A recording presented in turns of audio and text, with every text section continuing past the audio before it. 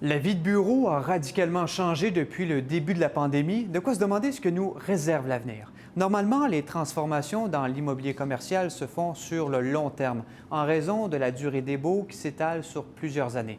Mais ici, chez le fabricant de mobilier Artopex, on observe déjà des changements dans l'aménagement des espaces de travail.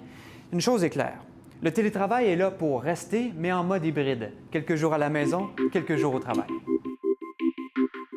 Ici, on a un exemple de poste de travail en aire ouverte où c'est sûr que la densité est assez élevée, mais qu'on peut conserver quand même une distance recommandée, dans le fond, entre les employés.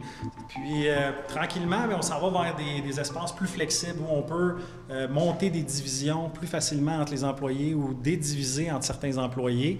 Donc ça aussi, c'est un autre exemple de solution pour les aires de travail où on peut venir empiler des sections puis facilement venir créer une espèce de bulle.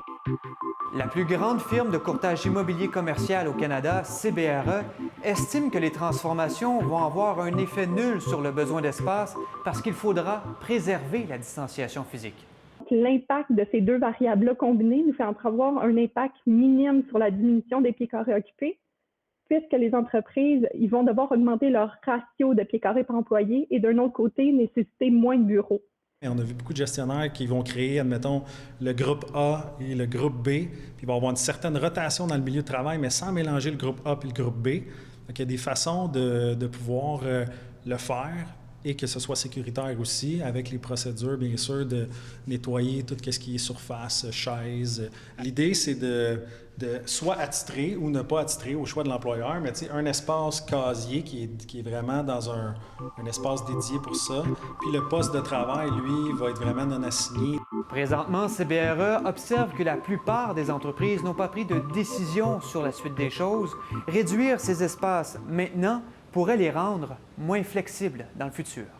Most companies understand the value of the office as a destination for that innovation, the casual collisions, mentoring, just connection to the organization itself and the culture. Cela dit, selon la firme, 43 des organisations dans le monde envisageaient le télétravail avant la pandémie, une statistique qui a presque doublé en septembre 2020 à 83 Et il faut dire que l'un des plus gros employeurs au Québec, le Mouvement Desjardins, se dit en réflexion, mais entend déjà consolider ses employés dans ses bureaux en ayant ce souci pour une flexibilité entre la maison et le bureau et, à terme, fermer certains de ses baux.